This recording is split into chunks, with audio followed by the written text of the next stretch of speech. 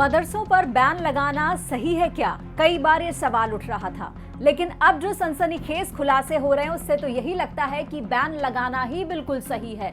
पता नहीं किस मदरसे में क्या हो रहा हो।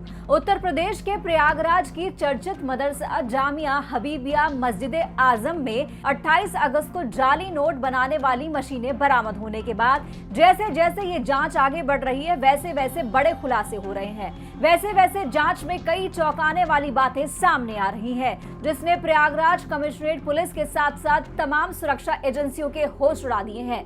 इस मदरसे में छापेमारी के दौरान पुलिस टीमों को राष्ट्रीय स्वयंसेवक संघ यानी कि आरएसएस से जुड़ी कई किताबें मिली हैं। ये किताबें गिरफ्तार किए गए कार्यवाहक प्रिंसिपल मौलवी तफीसुरुल के कमरे से मिली हैं। ये वही प्रिंसिपल है जो इस मदरसे से नकली नोटों की टकसाल चला रहा था। इन किताबों में आपत्तिजनक कंटेंट है, तस्वीरें हैं। आरएसएस को देश का सबसे बड़ा आतंकी संगठन बताया गया है। इन किताबों के जरिए मदरसे के बच्चों का ब्रेन वॉश किया जा रहा था। ये किताब उर्दू में लिखी गई थी। पुलिस ने पहले इसका हिंदी अनुवाद किया। उर्दू भाषा में लिखी इस किताब का टाइटल है आरएसएस देश का सबसे बड़ा आतंकवादी संगठन।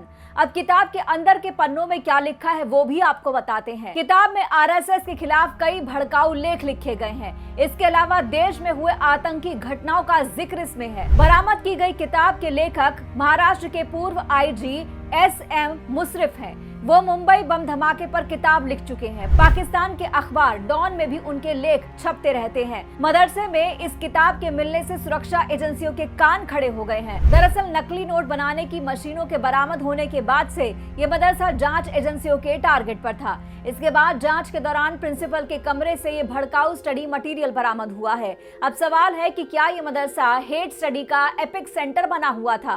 पहले से ही जांच एजेंसियों के रडार पर आए मदरसा जामिया हबीबिया के अलग अलग राज्यों में 70 बच्चे पढ़ते हैं। ये बच्चे यहीं रहते हैं, यहीं हॉस्टल की व्यवस्था भी है, यानी सब कुछ उनको यहीं प्रोवाइड करवाया जाता है। ऐसे में सवाल ये उठता है कि जिस मदरसे के प्रिंसिपल के कमरे से ऐसी विवादित किताब मिली है, नकली नोट छापने की मशीन मिली हो, तो क्या वहाँ के बच्चों को तालीम ही दी जा रही थी? क्या मदरसे में मजहबी तालीम के अलावा कुछ और भी पढ़ाया जा रहा था?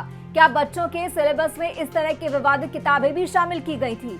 क्या बच्चों को किसी खास संगठन के खिलाफ बातें बताई जा रही थी, उनको भड़काया जा रहा था? क्या बच्चों को किसी नफरती एजेंडे के तहत तैयार किया जा रहा था? मदरसे के अंदर मिली इस किताब के बाद बवाल भी खड़ा हो चुका है। प्रयागराज का ये मदरसा पहले ही कई वजहों से सुर्खियों में रहा है। न इस मदरसे को मान्यता मिली है, मदरसे में हथियार मिले हैं, मदरसे का मर्डर से भी कनेक्शन है, मदरसे में नकली नोटों की टकसाल है और अब अंदर मिली ये विवादित किताब।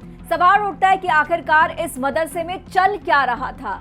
अब जो खुलासे हुए उससे सवाल यही उठता है कि क्या ये मदरसा कोई क्राइम सेंटर था? क्या यहाँ पर देश के खिलाफ बड़ी साजिश रची जा रही थी? क्योंकि इस मदरसे में उड़ीसा, बिहार, झारखंड, पश्चिम बंगाल समेत उत्तर प्रदेश के बच्चे पढ़ रहे थे, तो वो भी अब सवालों के घेरे में है। उनको यहाँ क्या क्या सिखाया गया? जो यहाँ से पढ़कर निकले हैं वो कर क्या रहे हैं? उनका अता पता क्या है? जिन राज्यों के बच्चे थे, क्या वहां पर भी ये क्राइम नेक्सस फैला हुआ है? ये अपने आप में बड़ी जांच का विषय है। ऐसे में सभी मदरसे जो हैं कहीं ना कहीं रडार पर हैं कि इन मदरसों में क्या पढ़ाया जाता है। ये अपने आप में एक जांच का बड़ा विषय है। और जाहिर सी बात है, क्योंकि मामला उत्तर प्रदेश का है तो योगी सरकार इसमें कोई ना कोई बड़ा कदम जरूर उठाएगी। और क्योंकि मामला नेशनल सिक्योरिटी का भी है, इसलिए जो केंद्रीय जांच एजेंसियां हैं वो भी इसमें लगी हुई हैं जांच करने में। और इसके पीछे क्या कुछ चल रहा था, कब से चल रहा था, फंडिंग किसकी आ रही थी, तमाम चीजें जांच के दायरे में है। इस वीडियो में इतना ही। जो भी आपकी राय हो कमेंट बॉक्स में जरूर कहिएगा। नमस्कार।